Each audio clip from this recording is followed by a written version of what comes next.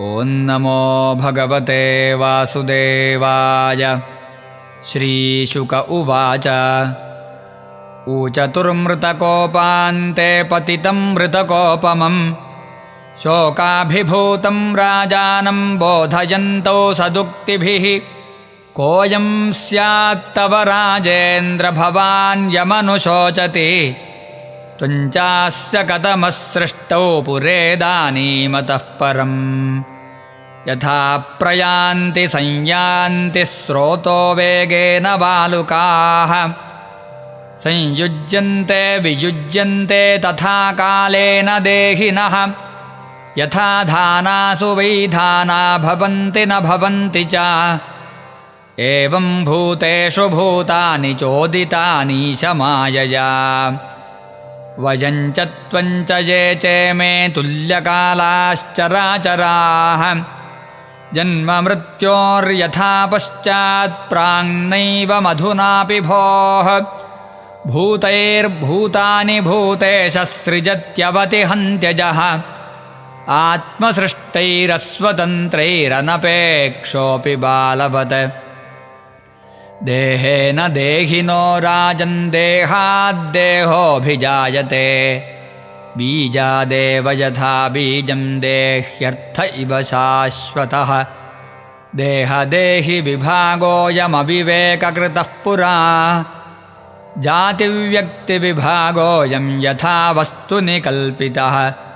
श्रीशुक उवाच एवमाश्वासितो राजा चित्रकेतुर्द्विजोक्तिभिः प्रमृज्य पाणिना वक्त्रमाधिम्लानमभाषत।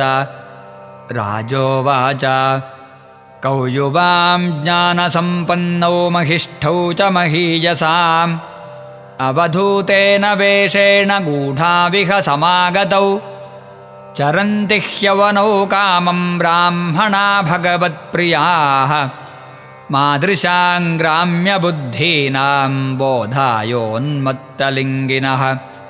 कुमारो नारदर्भुरङ्गिरा देवलोसितः अपान्तरतमो व्यासो मार्कण्डेयोऽथ गौतमः। वसिष्ठो भगवान् रामः कपिलो बादरायणिः दुर्वासा याज्ञवल्क्यश्च जातुकर्ण्यस्तथारुणिः। रोमशश्च्यवनो दत्त आसुरिः स पतञ्जलिः ऋषिर्वेदशिरा बोध्यो मुनिः पञ्चशिरास्तथा। हिरण्यनाभः कौसल्यः श्रुतदेवऋतध्वजः एते परे च सिद्धेशाश्चरन्ति ज्ञानहेतवः। तस्माद्युवाङ्ग्राम्यपशोर्मम मूढधियः प्रभो अन्धे तमसि मग्नस्य ज्ञानदीप उदीर्यताम्। अङ्गिरा उवाच अहन्ते पुत्रकामस्य पुत्रदोऽस्म्यङ्गिरा नृप। एष ब्रह्मसुतः साक्षान्नारदो भगवान् ऋषिः इत्थं त्वां पुत्रशोकेन मग्नं तमसि दुस्तरे। अतदर्हमनुस्मृत्य महापुरुषगोचरम् अनुग्रहाय भवतः प्राप्ता वामिह प्रभो।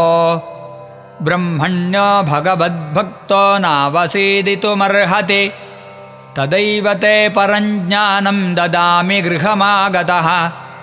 ज्ञात्वान्याभिनिवेशन्ते पुत्रमेव ददावहम् अधुना पुत्रिणां तापो भवतैवानुभूयते। एवं दारागृहारायो विविधैश्वर्यसम्पदः शब्दादयश्च विषयाश्चलाराज्यविभूतयः।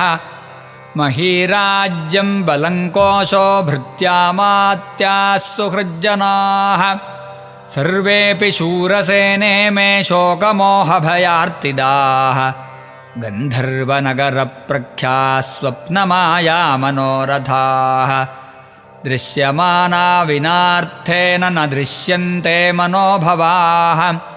कर्मभिर्ध्यायतो नानाकर्माणि मनसो भवन् अयं हि देहिनो देहो द्रव्यज्ञानक्रियात्मकः देहिनो विविधक्लेशसन्तापकृदुदाहृतः तस्मात् स्वस्थेन मनसा विमृश्य गतिमात्मनः द्वैते ध्रुवार्थविस्रम्भन्त्यजोपशममाविश नारद उवाच एतां मन्त्रोपनिषदं प्रतीच्छ प्रयतो मम यान् धारयन् सप्तरात्रा द्रष्टा सङ्कर्षणं प्रभुं यत्पादमूलमुपसृत्य नरेन्द्रपूर्वे सर्वादयो भ्रममिमन्वितयं विसृज्य सद्यस्तदीयमतुलानधिकं महित्वं प्रापुर्भवानपि परन्न चिरादुपैति